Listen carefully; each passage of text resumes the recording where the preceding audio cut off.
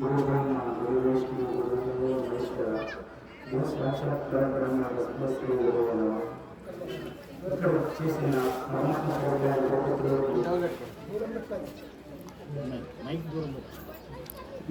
ఇక్కడ చేసిన దంపతులకు నా హృదయపూర్వక వందనం తెలియజేస్తూ మరియు నా సాక్షి గురువు అయిన కృష్ణరాజు గారికి సాష్టాంగ నమస్కారాలు తెలియజేస్తున్నాను. 24 లక్షల జీవరాశుల్లో మానవ జీవోపాధి గొప్పదని చెప్పుకుంటున్నాం. తల్లి గర్భంలో పుట్టిన ప్రతి శిశువు పాపరైతుడని చెప్పినాడు పెద్దలు.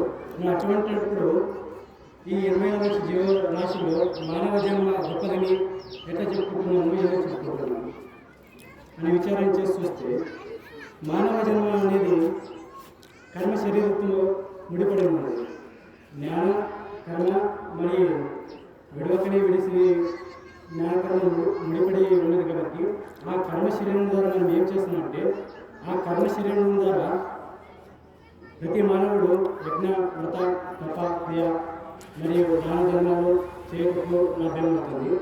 మరి ఇవే కాకుండా మానవ జన్మంలో జ్ఞానం పొంది ఆ జ్ఞానం ద్వారా మోక్షం కూడా కేవలం ఈ మానవ జన్మంలోనే లభ్యమవుతుంది.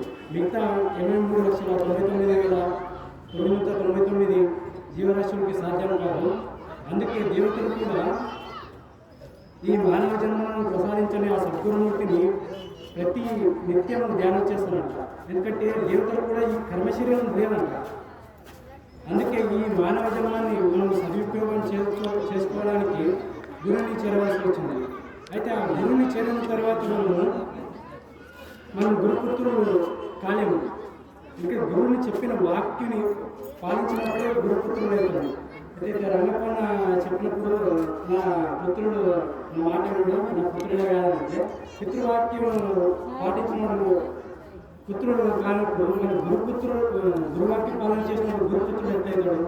దీనికి ఉదాహరణగా గురువుడు ఉదాహరణగా చూపించినాడు. అంటే ప్రభు అంతా చెప్పిన తర్వాత శిష్యునికి ఒక ఎగ్జాంపుల్గా ఒక మంచినీళ్ళు దగ్గర తీసుకొని ఈ డ్రమ్ముల మంచినీళ్ళు ఒక విషపు బిందు పడిన లేదా విషపూరితమైన పురుగు పడిన బురద పడిన ఏమైతుందని అడిగినప్పుడు ఆ శిష్యుడు చెప్తాడు, ఈ నీళ్ళు పనికి రాకుండా పోతుంది, వ్యర్థమైపోతుంది.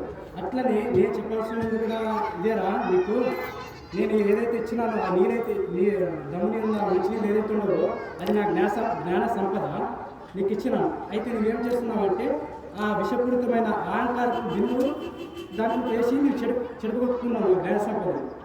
అందుకే ఈ మొట్టమొదటి రెండు సూచిస్తున్నాను. ఒకటోది నాశనం చేస్తుంది, రెండోది మోసం చేస్తుంది. నాశనం చేసేదే అహంకారం, మోసం చేసేదే అహంకారం. అందుకే అహంకారం విడిచడానికి కొన్ని సాధనాలు చెప్పినారు పెద్దలు. దాన్ని మనం గురంగా తెలుసుకోవాల్సి వస్తుంది. మరియు ఇట్లే చాలా మన నిజానంద నరసింహ గారు మా గురువు గారు చాలా చెప్పినారు. ఇట్లాంటి విషయాలు అంటే మనం ఏ రీతి నడుచుకోవాలి, దేన్ని విడిచిపెట్టాలి ఒకటే కాదు, చాలా చెప్పినాడు. మనం ఇప్పటికైనా ఆ గురువు చెప్పిన వాక్యపాలన చేసి గురుపుత్రులను నడిపించుకోవాలని తెలియజేస్తూ